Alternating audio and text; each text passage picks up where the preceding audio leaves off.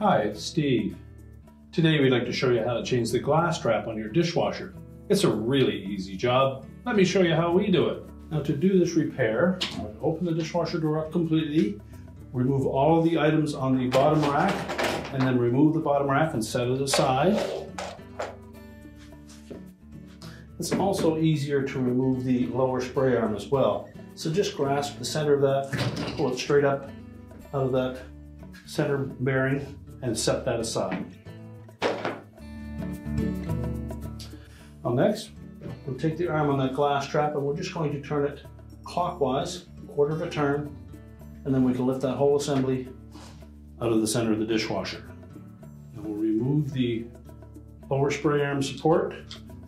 Just pops out through that opening. We can discard the old glass trap. Now before we install the new one, check the filter, remove any built-up debris or foreign objects that may be caught in there, and discard them. Now next we'll take the new glass trap and the lower spray arm holder, and you'll note that there's a little gusset on the side of that with a catch that will sit on the very top edge of that U-shaped opening.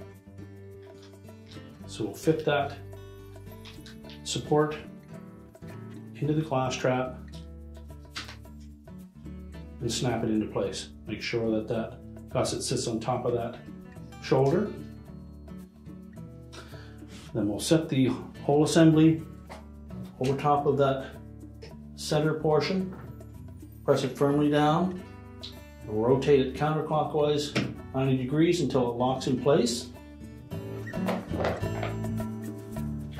Before we reinstall that lower spray arm, check for any cracks or blocked passages and clear those if necessary. And we're going to press that down firmly so that these two catches will fit over the lip of that support.